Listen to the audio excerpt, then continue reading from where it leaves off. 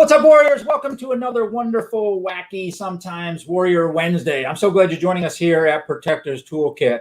Protector's Toolkit is Christian safety and security made simple. It's for you Warriors, you guys and gals that stand on the watch at your church, making sure that everybody that attends, your guests, your visitors, and the staff can have a safe and secure worship environment. And so we are so glad you're joining us here tonight. Do not forget to jump into the comment section. I'm just going to steal from Bill O'Reilly right here. Name and church, name and church, name and church if you wish to opine. If you wish to comment, get in there with your comments and suggestions and questions tonight as we talk about the importance of church safety and security and insurance for that particular ministry. Let's just align everybody with what we feel here at Protector's Toolkit. Our guiding biblical verse goes like this, Proverbs 18:15, and it says, an intelligent heart acquires knowledge, and the ear of the wise seeks knowledge. In the easy-to-read version of the Bible, the one that I have to go to sometimes to just get a little bit deeper understanding or better understanding, it says it this way, wise people want to learn more, I think that's you all, so they listen closely to gain knowledge. And I do call you all warriors because it's very important you understand that you are a warrior. Everything that God ever wanted to do in the Bible, he got done with warriors. But, you know, they didn't look like warriors when they started. Just think about King David. He did not look like a warrior when he started on his path to what he became. But we know early on in Exodus 15:3, it says the Lord is a warrior. The Lord is his name. And you all who stand up for the church safety and security at your church, you are warriors. So thank you for joining us tonight. Hey, Seuss, I see you out there, Generation of Faith Church in Orlando, Florida, coming to us. Ray Coates, always good to see you, my brother from Longview. Man, I saw one of those guns you put on from Top Shot. I just drooled over that thing. Love what they're doing up there at Top Shot up in Longview. So let's get into it tonight. I want to introduce a good friend of mine, Colton Johnson. I'll bring Colton in here. Colton, tell us a little bit about yourself. And then, of course, I want to hear about American Church Group and what you guys got going on over there.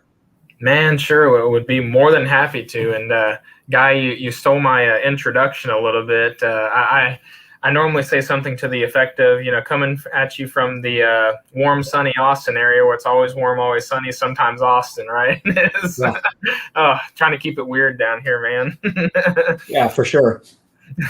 But yeah, it's so yes, I am with American Church Group, and a little bit of background about me as an individual, and you know how I came to be a part of the agency that I represent is I actually started as a Bible major in college. So I always had a heart for ministry, working in the children's ministry in the church growing up, teaching, you know, Sunday school class, all that fun stuff, and with a real intention that one day I felt that I was going to pastor a church. And so started at Central Baptist College, actually in the Conway, Arkansas area. Started out there, you know, went through all the initial classes such as Old Testament, New Testament, Life of Christ, Greek, which was a difficult one, yes. You know, and got about halfway into the program, the degree, and really felt the need and the urgency to work alongside churches, work within ministry, but I didn't believe it was in the pastoral role. Mm-hmm. So I ended up switching over to the University of Central Arkansas and finishing up a business degree there. Didn't know where that would take me in life, you know, where I would end up. And certainly with no intention to ever dive into the insurance side of things. I don't think that any child grows up saying, man, I would love to be an insurance agent. Right. But, you know, as God would have it, the opportunity came up for my wife and I to move down here with American Church Group. And it wasn't something I entertained at first. My wife and I are huge homebodies, don't enjoy being away from family at all. We love spending that time with one another. So we never thought we would move more than 15 minutes away, much less 8 hours, you know, from our family. And so it wasn't something I entertained at first, but then I just felt a prompting in my spirit that Texas was supposed to be the place that I was supposed to be in. And so I consulted with my wife about it. And to my surprise, my absolute surprise, she thought we were supposed to be here too. So that's how I got aligned with American Church Group and ended up in the Austin area, is because we knew that this is the place we were supposed to be. And everything leading up to that point, at least professionally for me, had built up to a point that I was built to serve in this capacity as an agent with the organization. Yeah, it's a fantastic story. You know, I do think about it when I walk around with my kids during Halloween. I don't see a lot of kids dressing up as insurance agents Yeah. for Halloween. So I think you're absolutely right with that. Yeah, and we're so glad to have you here in the United States of Texas. You know, we're very humble. When you think Texans, you think humility right away, of course. So, Yeah. awesome. Yeah, very awesome. And it is weird kind of in your neck of the woods for sure. The pride is certainly strong. My parents are originally from the Beaumont, Port Arthur area, and I say I returned to the homeland because we absolutely love it here. But yes, as far as who we are as an agency guy, American Church Group, I represent one of the largest church, nonprofit, and ministry-oriented brokerages in the nation. Yep. So that being James Green and Associates, based out of the Arkansas area. They represent and operate in about 6 different states, and we are basically the Texas arm, that piece of James Green and Associates, and the carrier that we represent is Brotherhood Mutual. Yeah, absolutely right. One of the big boys on the block, if not the biggest on the block. Always doing great things for the church protectors out there and for churches. And friends, I'll just tell you right now, Colton and I met each other a long time ago. I don't know how long ago, but Colton is just one of those people, you walk into a room, you see him. He's someone you're just attracted to right away. He just got a warm and welcoming smile. And I'll just tell you, he's someone who makes me feel better when I'm around him. So and by the end of this, make sure you get Colton's contact information. He's got a lot of resources for you church protectors out there. And this is something I'm always fond of saying, whether I'm on the stage live and in person or I'm doing one of these videos, I just say this. Your church insurance company, if they're not serving you like the way Colton and his company serve, then you don't have the right church insurance company, and you may want to look at changing. And Colton is the guy to help you do that. So right now, I'm going to do a call to action for you all out there. If you're watching, I see you, Jim. Thanks for joining us, Jim. Mike Phillips, of course, my neighbor not too far down the road. Hit the share button down there. Share this with somebody you know it's going to bless, whether it's somebody else in the church safety and security space or it's someone in a leadership role in your church, especially if you're not already aligned with American Church Group. They definitely are going to want to jump into this conversation or hear this conversation because if you're not, again, being served in the way that you should be being served by your church insurance company, and we're going to talk about some specifics here in a little bit, then I want you to make sure that they're listening to this and get this word. This is going to be a good word today. We're going to preach a little bit today. So, you know, friends, the churches have become increasingly susceptible to lawsuits now more than ever, perhaps. And now that we're all getting back to meeting in person, I think that's only going to increase. While it's not certainly a substitute for good risk management or safety and security planning within your church and having a good safety and security team, insurance is a valuable tool and a valuable asset if you do it right to protect your church. Colton, for our audience, let's really just kind of define the 2 basic types of insurance we'll be talking about for a church. Number 1, let's talk a little bit about property insurance and what that is. Sure. Certainly there are many components to it. And like you said, falls within 2 main categories. I would say with property being the first one. And Guy, I appreciate you, mentioning that about us because truly, in any component of a risk management or insurance program for a church, the idea of partnership in ministry, rather than just being an insurance carrier, to me is of the utmost importance. And yes, the first part of that being on the property side of things, because I mean, let's face it, as churches, as ministries, one of the largest things that we want to make sure to protect is indeed the assets that the church owns, that being the property. And you ask yourself, okay, how do we do that? Well, first, I would say it comes with a proper valuation of the campus, right? And I think many of the ministries we work alongside can resonate with this. When is the last time that we obtained a professional appraisal of the property where we serve our community? Right. It's like, do I have a good idea of the replacement cost of what it would take if an F5 tornado came through here tomorrow? Right. And I can speak personally to that because I lived in Valonia, Arkansas, which over the course of 3 years was hit by 2 different tornadoes. Mm-hmm. One of them was an F2 and one was an F4. It completely leveled our business district. Right. So I've seen firsthand what it can do. And the question we have to ask ourselves is, if that happened to me, can I be assured with, no doubt in my mind that I would be able to rebuild tomorrow. Right. So the way in which we approach that is an on-site campus assessment. So basically, we come out and we get all of the quality, the square footage. We survey the campus. Okay, what's the quality of the pews, the stained glass, the pipe organ that we have within the church, and we come up with a per square foot valuation for the campus to make sure that our ministries are properly insured. So that's on the property side, and then there are of course many components to that, such as ordinance and law protection. For example. Many of our ministries, our churches, man, they were built in the early 1900s. Yeah. I work with one out of the Fredericksburg area that was 1890. Yeah. Yep. The only question we need to ask ourselves is, okay, has building and commercial code enforcement changed since the early 1900s? And right. so, yeah, it has. And we think about some of those things being sprinkler systems, updated electrical. Just a real quick anecdotal story to that. There was a business out of North Carolina that this was recently in a insurance news article that was insured for $2 million. They initially insured it for $1 million.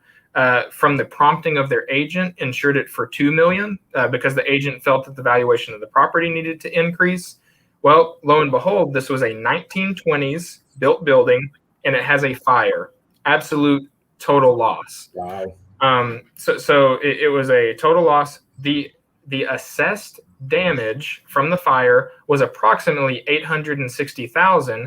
But the key to that was, in order to get the property back to the proper code for today's standards, that it was an additional $1.1 million. Wow. Guy, would you like to take a guess how much that insurance company paid out on that claim?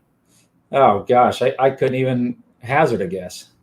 It was actually, because I said the fire loss was 860, they paid out 870,000.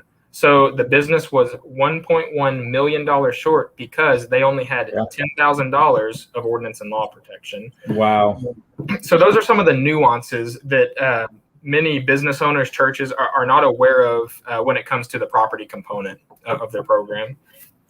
Yeah, the property side, it's those tangible things, the things we can touch, the things that we care about. And one of the things we teach, and whether it's a live in person or a virtual class, one of the things that, and it's in our membership site too, is an inventory form. And churches, I think this is where they go wrong sometimes, because the budget will go through, and then all of a sudden the worship team has this brand new organ or a brand new drum set or a brand new lighting system, and it comes in and it's all happy and we're glad we got it, let's use it.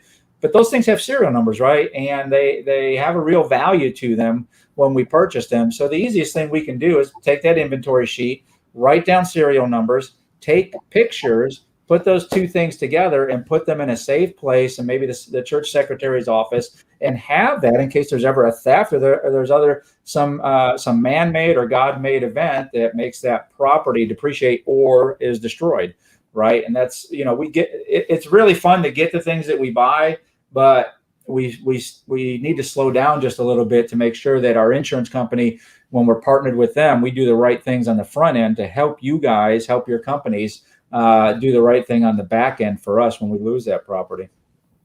Well, and Guy, you're speaking to it there. One of the things that I've been urging most recently is actually video inventory, even. Yeah.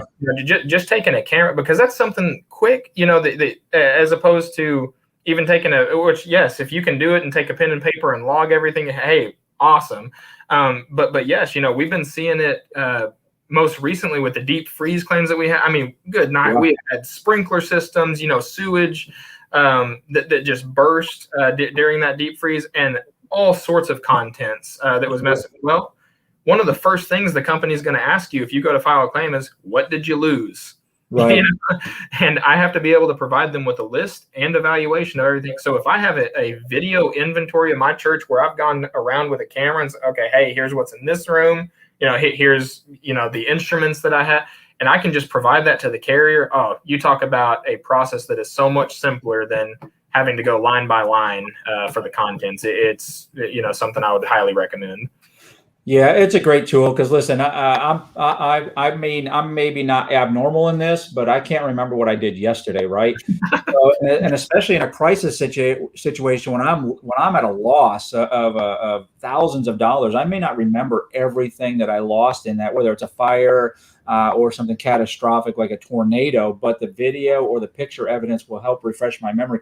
And the other thing to think about with that is when you have a break-in or if there's a break-in and things are stolen, it is so much easier for the police to recover that item, especially now think about it. If it's a keyboard, how many keyboards were manufactured by that manufacturer? Yours has a specific serial number, and so if it's found somewhere in a pawn shop or somewhere else, and you have that specific serial number, they can get that property back to you a lot easier when you have that good inventory system there. So yeah, absolutely, great reminders right there.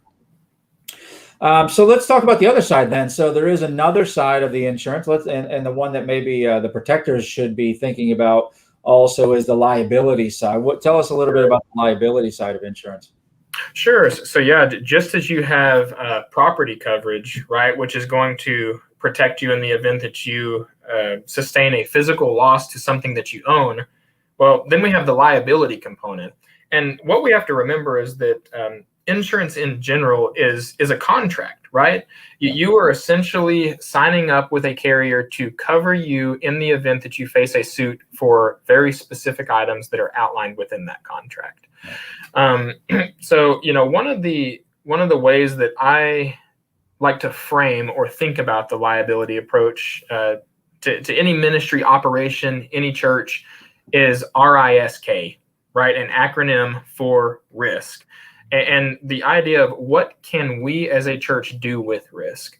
And one of those things, the R, is I can reduce it, right? We're going to talk about that a little bit later here with some of the policies and procedures we can implement. The I is I can insure my risk, and those are some of the things that we're speaking to today. I can stop risk, right? We could stop all risk to ministry by closing our church doors tomorrow, right? We could do that, but that's not how we minister to our community. But are there some areas where we might want to consider stopping risk, right? I'll give an example. The early 1990s, we saw a lot of skate park ministries for churches who were putting in ramps and, hey, community, come on in, skateboard and, do your 360 front flips and all that. Well, were we seeing a lot of accident medical claims out of that? Yeah.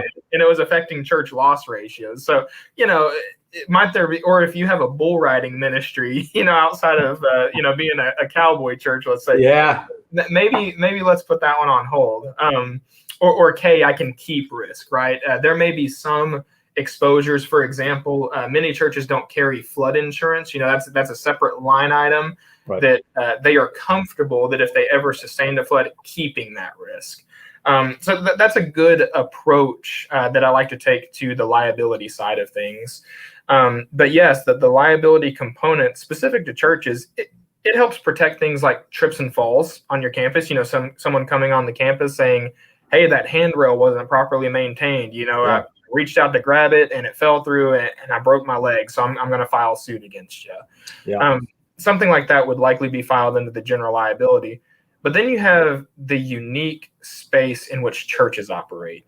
So we get into things like counseling protection, abuse allegation, liability, directors and officers coverage specifically for the leaders of the church. Yep. And I think we'll get into these a little bit later, but religious freedom protection, man, we just had a webinar with Brotherhood, our carrier, and we expect that to be one of the hot button topics of 2021. And then, of course, church safety and security and the teams and the emergency response personnel that operates within those. Yeah, and on the liability side, a lot of times, I love the acronym RISK. We're going to put that up there to make sure everybody understands that and can kind of live by that when they're looking at that. We also have to understand, it's kind of like when I used to do protection details for high value targets, important people, or at least people that thought they were important. A lot of times what we're doing for our church is we're protecting the reputation of the church when we're thinking about liability, because we want to be a welcoming church. We want everybody to attend that wants to attend. We never stand in the way of anybody's salvation, but what we can mitigate, we do. And by having a good risk assessment, we also can own the risk that we have to own and mitigate it as much as possible and expose all that to the church. So, we don't want to own a lot of it. We don't want to hold a lot of it, but by having a good partner in our church insurance agent and company that we choose, that's going to help us work together to lower all the risk, right? Sure. Well, go ahead. Oh, I was going to, no, and I think that's a great transition into the idea of adopting, right, the correct policies and procedures that we should have as a church. Because here's the thing, with any, and this is a good thing to keep in mind, with any liability exposure, what does a claimant or a third party have to satisfy in order to effectively produce a lawsuit against you as a church? Well, one, proof of damage, right? They have to show the damage was done, and then they have to satisfy a burden of proof that the proximate cause of loss was due to negligence on the part of the church. Yep. So anything that we can do as a ministry to show that we did not act negligently, that we acted prudently, and proactively in order to be able to prevent something from occurring to that individual is going to go a long way in a court of law. Yeah. And that's, we recommend, obviously, that someone like Protectors Toolkit comes in and does your risk assessment for you.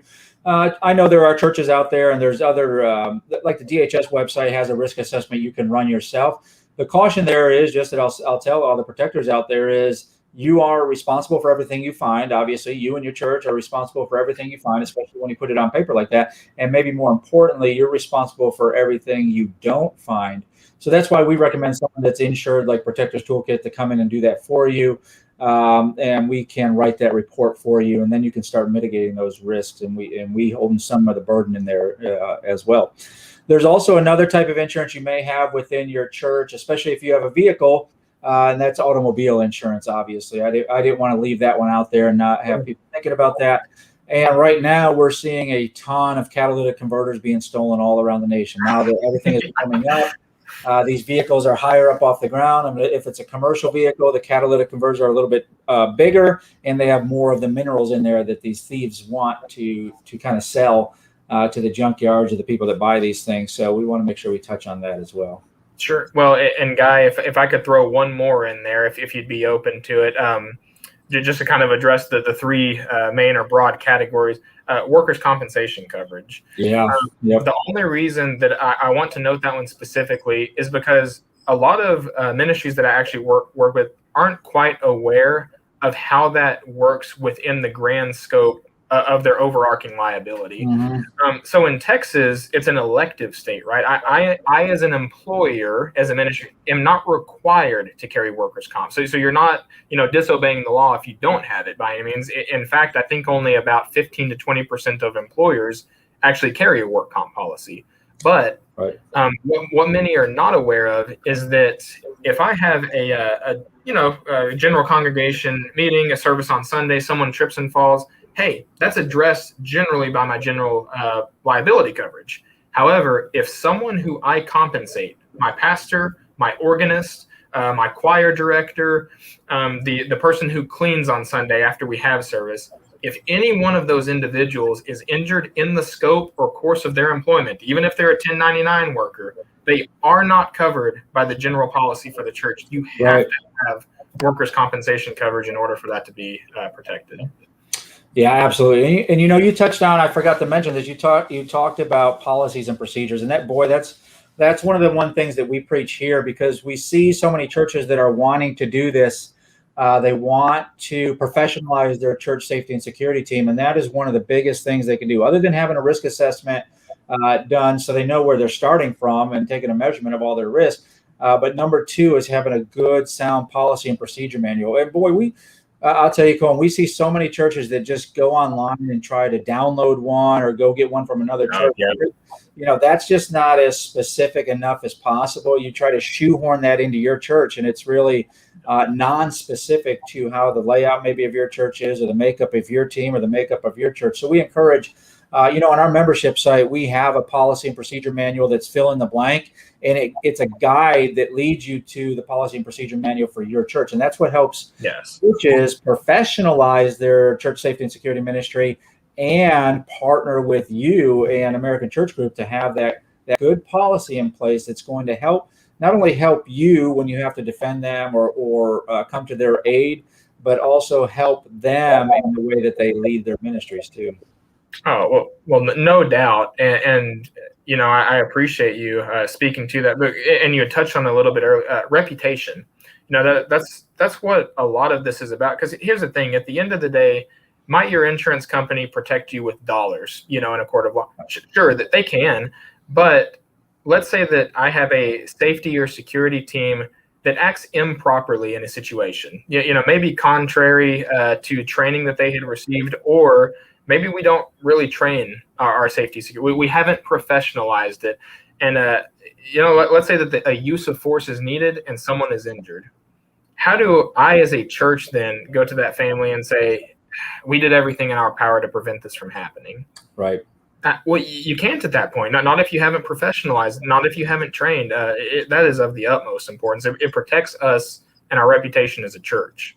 Yep, absolutely right. So, Cole, maybe for you, one of the most frequently asked questions for you is maybe how much insurance do I need? Do you get that one quite a bit? I do. There's that's definitely a large question and a little bit ambiguous to an extent. But no, there are some good indicating factors as to what we would need as a congregation. For example, does a church that, let's say, has $2 million in assets need a $20 million umbrella policy? It's like, probably not. Generally, if you're taking out liability limits around the assets that you own or scale in proportionate size to that, that's a pretty good indicator. One thing I will mention with regard to that, and please recognize with this that laws definitely have loopholes, right? That's why lawyers were created, is to find those loopholes. I will say, though, that specifically within Texas has attempted to protect ministries and nonprofits who are trying to do good on behalf of the community.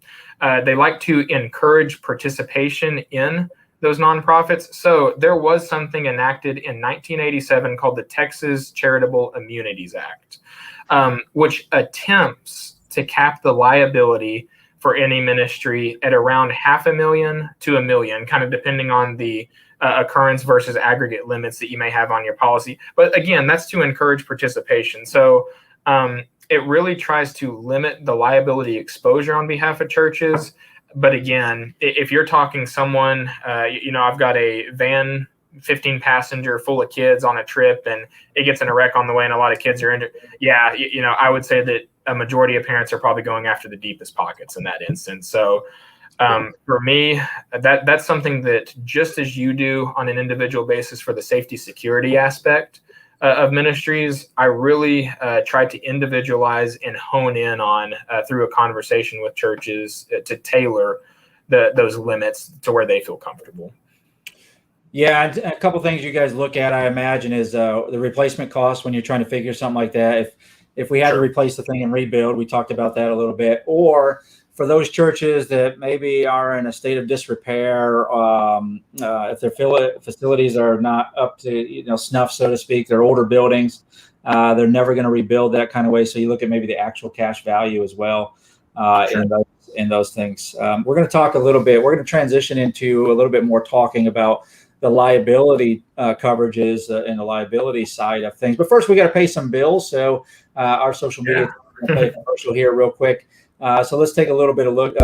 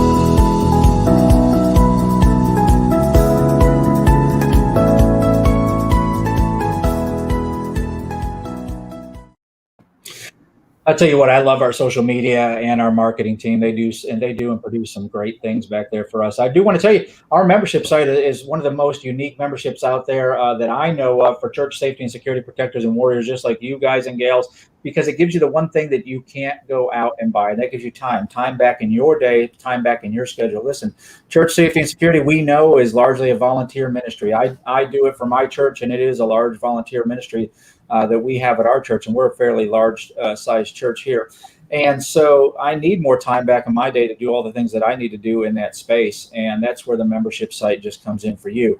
Whether you're building, developing, or leading your church safety and security team, there's something in there in that membership site for you. So go check that out.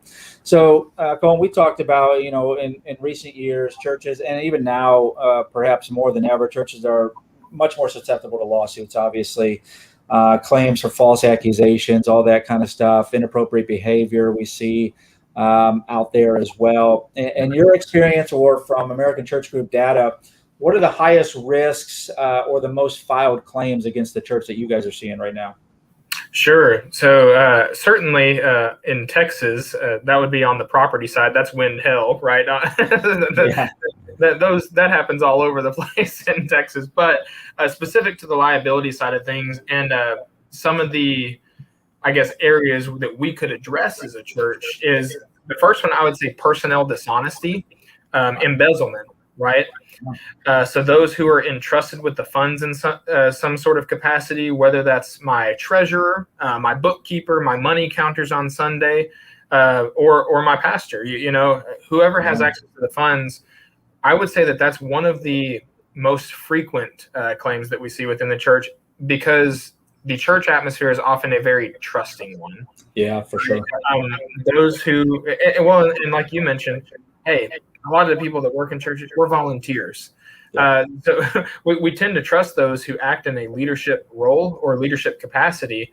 And so if I don't have a system in which I can double check or, provide a secondhand check of my funds and account for them on a monthly, quarterly basis, that might provide some temptation to some individual. And again, someone who may be an upstanding figure of the community at one time, but as we know, circumstances of life change. And could someone go through a hard time where they're then tempted to say, oh man, I count money on Sundays and I could easily slip a couple of 20s out of the offering plate. Right. Certainly. And so that's one of the highest frequency claims that we see. In fact, I think a study from 2019 showed that approximately $10 billion nationwide was embezzled from nonprofits, from those internally within those nonprofits. Wow. Yeah. Well, and you think about the things that those funds could have gone towards otherwise, the ministry that could have been done with it. Yeah, that's one of the things when I come out and do a risk assessment for churches that I typically, I'd say 80% of the time I ding is the money handling. Just because we get complacent in that, and it's just there's still a lot of cash being thrown around. A lot more churches are going to an online or electronic sort of tithing and offering and first fruit offerings, but there still are those people within the congregation that only want to do cash. So churches are still taking in about $1,000 to $2,000 every week, every Sunday in cash donations. And that is very, very tempting to get into the flesh and go the wrong path with that sometimes. So yeah, absolutely. Ray Coates, I saw your question out there. We are going to get to that. I'm gonna make sure I get to that about carrying a firearm and how to protect your church protector team. I think you can be very pleased with that. Mike North, glad to see you joining us. Make sure you're sharing with people that will be sharpened with this. Maybe your church leadership. Can't wait to get up there to Oklahoma to hang out with you for a little bit too. So, Cole, some of the payout amounts that you're seeing for churches, what are they looking like? What's the size or dollar amount that you guys are paying out on? Yeah. So what's actually interesting for that particular coverage, a lot of the reviews that I do for churches, not necessarily our clients, but those that I am seeking to work alongside, for them, oftentimes that coverage is either one, non-existent, or two, does not exceed $10,000. And I can tell you, I have seen some sizable claims. I have actually seen some into the millions. where there were a couple $1 million embezzled over a period of approximately 10 years by this one particular individual. So I've seen it firsthand. I've seen how much can be done. And for us, my standard is at a minimum $25,000 to have that coverage on the policy. So that's what you would see as a direct reimbursement. But I would say one of the more important components to that is how that relates to the liability for my directors and officers for the church. So there's certainly the idea of embezzlement and then a direct reimbursement for that money that may have been stolen. But then, is there a fiduciary responsibility of the leaders of the church who were supposed to have been overseeing that process? Right. And I'm like, yeah, that there is. As a director, as an officer, as a leader, that's one of my roles within the church, is to oversee those things. So could I personally be responsible or held responsible and my assets? So we think of things like my home, my car, things like that for acting on behalf of the church. Yeah, certainly. And so that's where something like directors and officers coverage then comes in to protect you directly as a leader of the church. Yeah, absolutely. Are you guys seeing a lot of payouts or claims for mishandling of children? Yes, unfortunately, that's actually been a rising statistic within the industry. If I remember correctly, the last statistic that I had seen was that we handled approximately 5.5 claims a week on average, and that has since scaled to around 6.97 claims a week from the ministries that we insure on a nationwide basis. So yeah, that well, and as we alluded to earlier, that's one of those claims that, man, reputation is everything. That's not about payout. That is about prevention, right? Yeah. But because no amount of money can make up for an abuse to a child, an abuse to even adult going through a tough time, maybe in a counseling session. So my mindset when it comes to things like that is, how do we keep ourselves above reproach? Right. In a lot of those instances, and even if an abuse situation did not occur, how do I prevent myself from being in a situation where the allegation can even be made? Yeah. So that comes through, of course, guidelines for ministry workers, having those policies in place, such as a 2-adult rule, right? Yeah. Always have 2 adults present when kids are present in a room. And again, that could be driving my van. Let's make sure we have a driver and then an adult passenger, whether that's at camp, just having those 2 adults present. Another good one, Guy, is background checks are kind of a given, right? Background checks, we need to run background checks on anyone working with the youth. But another good one is a 6-month rule.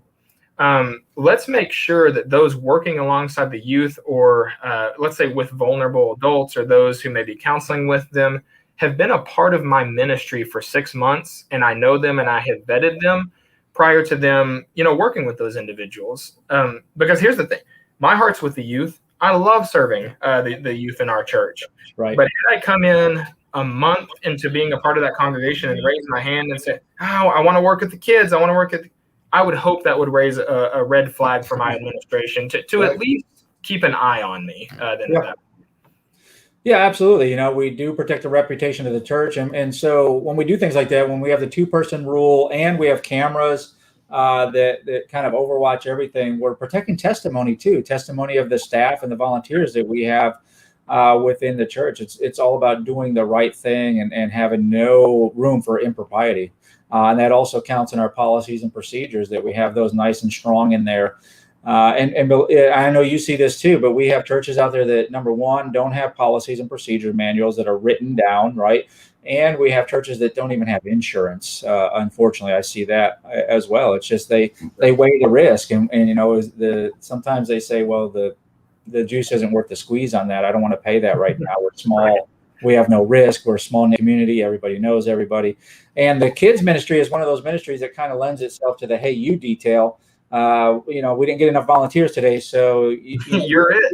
Yeah, you have kids, so you must like kids. So come on in. We don't do a background check, and we just needed somebody. We got to stop falling into that trap.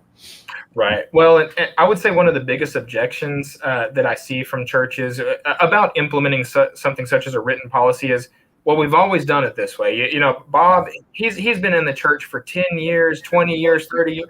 I know him. He's a good guy. Well, this is what I pose to my ministries. Let us be the leaders. Let us lead by example in that instance, because here's the thing. We won't always be serving in the capacities that we are today. So someone else is going to have to fill our shoes eventually. So even if we haven't ran background checks, would it be the desire of my congregation to have background checks on everyone serving in the future? I would hope so. And so, you know what? I'm going to be the first one to raise my hand to say, hey, run a background check on me. You know, I'm willing to do that because I want my kids that I have in the ministry, I want them protected for you know, and I want those volunteers vetted who are going to be working with them. Yep, absolutely. Absolutely. One of the things, Colton, I think that we should probably touch on just very quickly is, you know, multiple claims against the church. What does that do for the reputation of the church? And maybe what does it do from an insurance side? You know, when their risk is way too high, what happens there when they have way too many claims? Sure. Great question. And I would actually say that frequency of claims is probably worse than the size of a claim, let's say. So, you know, for example, let's take that scenario we discussed earlier, and I have an F5 tornado rip through my campus, right? Well, obviously that is a naturally occurring event, and it's going to be a large loss. You know, could be to the tune of millions. However, I would say that it's unlikely that you're going to see a carrier drop you strictly for that reason, right? You know, because, hey, that's why you have insurance coverage. It's there to protect you whenever you need it. However, if I have, let's say, 3 or 4 accident medical claims because from people falling in my parking lot because I didn't have adequate lighting, I sustained a hailstorm in that same year, and just like we had here across the state, we had a deep freeze that busted some of my pipes. My goodness, you know, some of the repercussions of high frequency of claims is, a denial of coverage then, you know, the next year, a carrier saying, hey, we no longer want to insure you. You are not a good risk for our books. Well, what does that look like for our churches, especially here in Texas? That often leads us to the E&S market, the excess and surplus lines. And a lot of our churches on the coast can appreciate this. That's associated with high deductibles, high premium, and very low liability coverages. Right. So you know, you get into a situation where carriers have to be profitable as well, right? You know, and that's not to say that we're in this to, you know, churn goobas at all, because we're not. You know, our idea of being a mutual company is all of our insured dollars go back into the ministry, but hey, we have to keep the lights on too. So if we're seeing adverse claims, you know, whether that be in the way of wind hail events or high frequency claim, adjustments have to be made to the policy. Yep. Yeah, high risk. You know, it's kind of like being a private in the military, in a military town, and you need a car loan. You're going to pay 26% interest because you're a high risk. Awesome. So, you know, in all the ways that you offer coverage, there's a lot of optional. We touched on this already. There's a lot of options or optional coverages. You know, they cover a wide variety of risks. So where you do have the general liability, of course, that we talked about, we want to get as specific as possible to our churches as well. You've tossed around at least $1 million in coverage for most churches, maybe even higher depending on the risk or the size or the scope for general liability coverage. Some of the other optional coverage I know you guys offer is sexual misconduct liability, right? That's exactly right. So yes, you're speaking to it there. I would say most insurance carriers can cover property. You know, most can offer some sort of a general liability. However, where it becomes crucial and critical for churches is tailoring that piece to the operations of the church. And that's where a agency such as American Church Group and Brotherhood, we aren't just a carrier that insures, but we are a part of ministry.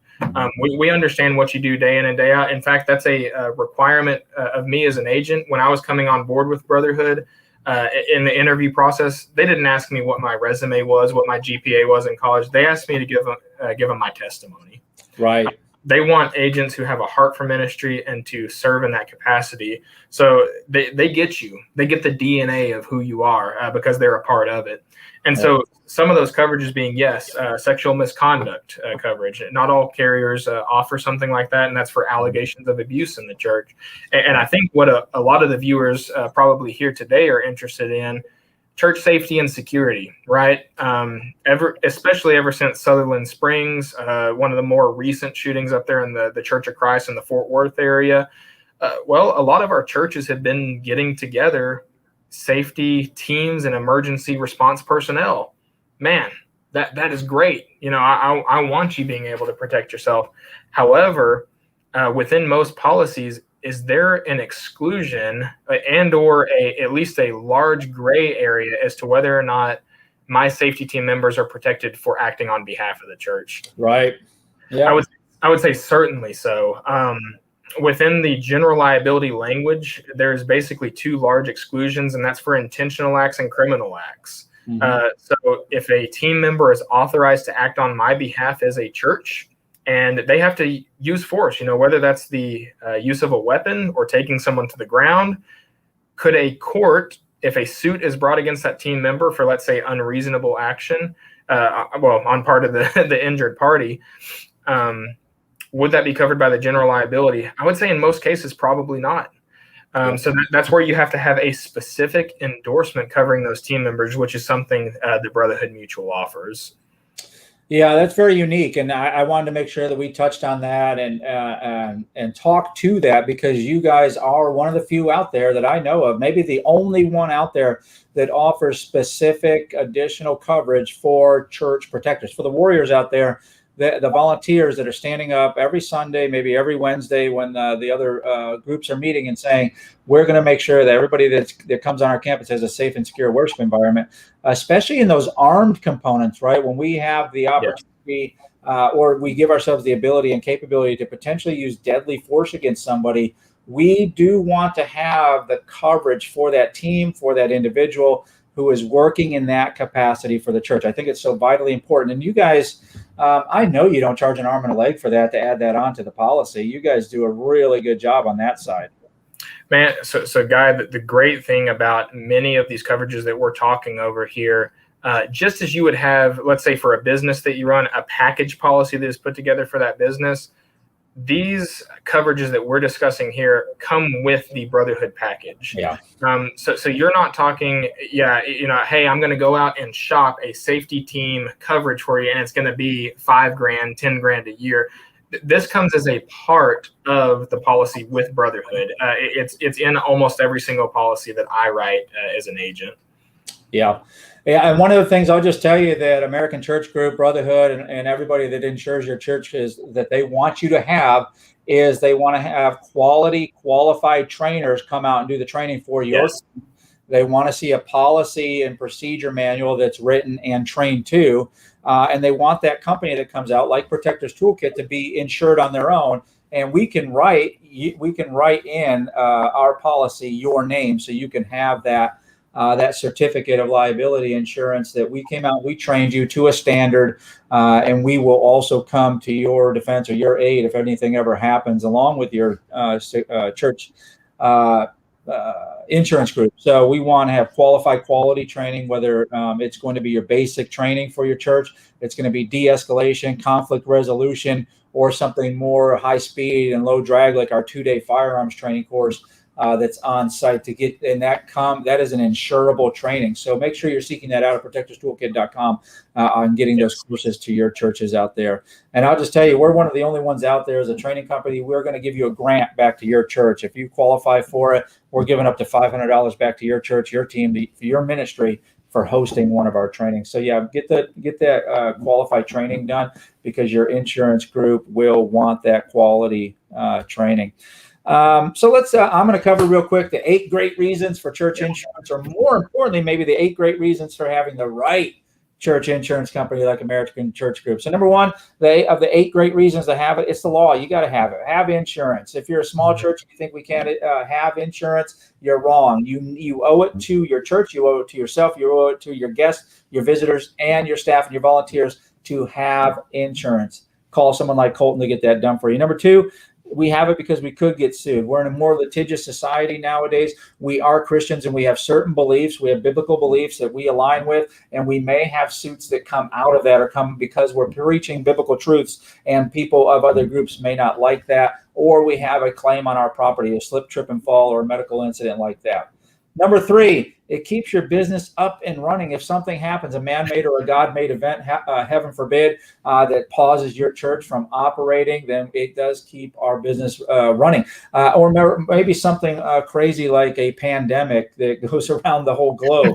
It does help your church keep running when you have the right church insurance company and the right church insurance agents. Hey, Guy, could I pop in on that last point right there? Yeah. Right?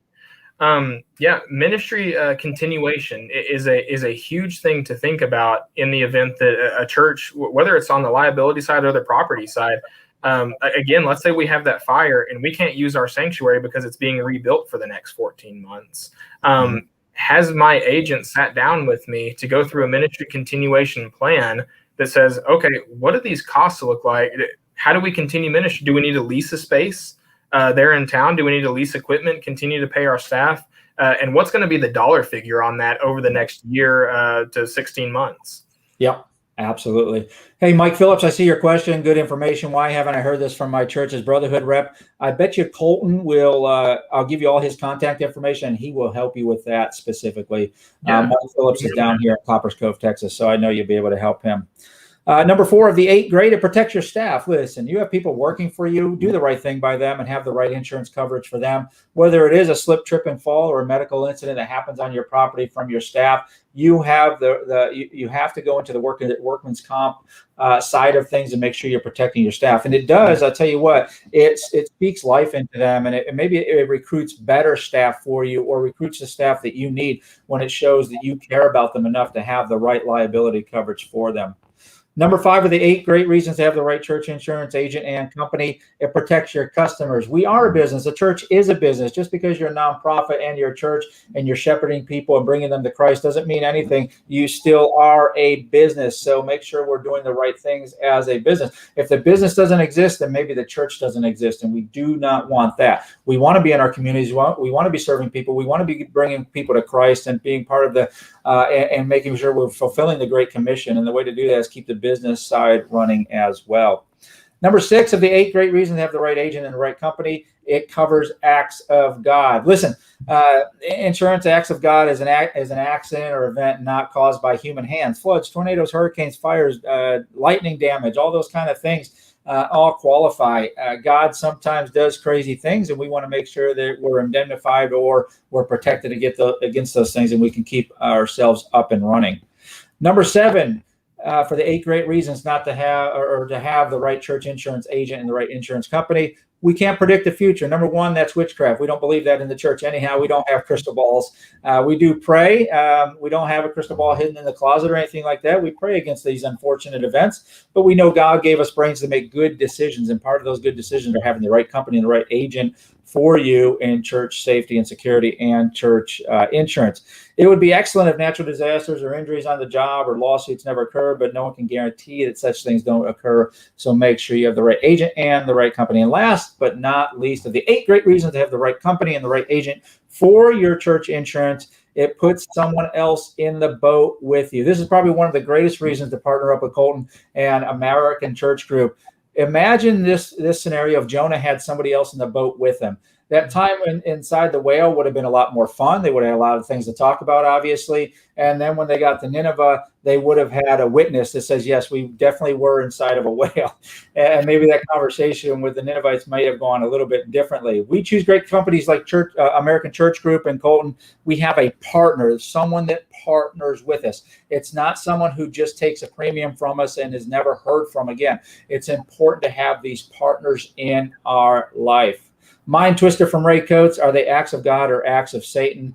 Well, I think God allows things to happen and God makes things happen. So I don't want to go too deep in theological thought about trying to get us into the theological discussion there. Yeah, absolutely. We go way in the weeds on that one. So imagine just this scenario right here, why it's important to have a partner like Colton, an American Church Group, because if I think of something crazy, like up in the balcony, I want to have a sniper position and have a 308 rifle there on every Sunday. That's when Colton comes in and says, hey, maybe that's not a great idea. So we partner with people like Colton to make sure. Any thoughts on those 8 greats or anything you want to add in there, Colton? No, those are all fantastic reasons, and like you said, man, that's where the partnership piece comes in, because ministry is an ever evolving space, right? It changes year to year. Your operations change year to year, and you may come up with something tomorrow that you think is going to be a great outreach to the community, but you're not sure exactly how to address it from an exposure standpoint. That's where I personally strive to be accessible. To my clients, to say, man, give me a call. I'd love to talk through it with you. Yep, absolutely. I know that about you as a fact. So Colton, how can people get in touch with you? Let's get all your contact information out there for them. Yes. So certainly feel free to reach out to me here at my email. I think it's posted at the bottom of the screen there, cjohnson@americanchurchgroup.com. You can also call our 844 number, 844-400-3384. And my extension is 354 on that end. So I can be reached directly through that. That reaches out directly to my cell, and would be more than happy to talk through those with you. And if you would, anyone who is here live with us, Guy, and certainly in addition to the resources that you offer, and I'll share them with you as well, we would like to provide 2 free resources to you. So email over to me. That is the Big Book of Checklists and the Guidelines for Ministry Workers. So these are items that I can literally run through almost every aspect of my ministry, whether it's from personnel dishonesty to child protection to safety and security teams, and say, have I addressed these items? And again, that's where it comes in partnership with risk managers such as yourself. Yeah, absolutely. You guys do a fantastic job on that side of things. And I use those resources myself. I like reading through them. It sharpens me and it makes me think about some different things in different ways. So I really appreciate it. And Colton, I do appreciate you being on here tonight and having your time with us. I'm going to close us out here, and we'll go into all the features of Protectors Toolkit. If you are going to the FBSN Security Operations Summit, the SOS at FBSN, in Houston in July 23rd at 8:55 a.m., July 23rd at 8:55 a.m. I know that's kind of early. I may make it there just to have my talk. I'm going to be talking about on leadership before crisis. So on that Friday at the opening of the SOS Summit, make sure you come see me. I'm going to introduce you to my friend Radar. Radar is going to tell you everything you need to know about being a great leader, and Radar will leave with you. So that's a secret call out right there. You don't know what that is, but I am going to make sure Radar leaves with you. Don't forget our free digital downloads over at protectorstoolkit.com, protectorstoolkit.com. Get your free de-escalation packet over there right now. Go over there for all of our digital downloads and our free de-escalation packet. Don't forget to go to our membership. The Warrior Access is the best absolute value out there. Like I said earlier, it gives you the one thing that you can't buy. It gives you time back in your day, time to do the things that you need to do for your church safety and security ministry. As a volunteer in your organization, you need time. You need time to be able to decompress. You need time to be with your family. You need time to go to that other job, the thing that helps you keep the lights and the AC on. So we help you build, develop, and lead your church safety and security ministry through a continuing education source and already done for you training. Don't forget to host a training with us, live and in-person training, our 2-day firearms, our de-escalation courses, our conflict resolution courses, our scenario courses, our 1-day tactics course that we use for you. We bring it all to your church live. And for hosting an event, we're going to give you up to $500 back to your ministry. Yes, I said that right. We're going to give you only $500 back to your ministry. I'm going to buy lunch for you. We're going to give you that in a grant check back to you to use however you need to within your ministry to build up your ministry, just for hosting a course with Protectors Toolkit live and in person. So Warriors, like I always say, this is a lot of knowledge. We want to make sure that we are not perished because of our lack of knowledge. Like Hosea says, we want to make sure that we're getting as much knowledge as possible, that we're not killed through that by having a lack of knowledge. And what I always say, keep them safe.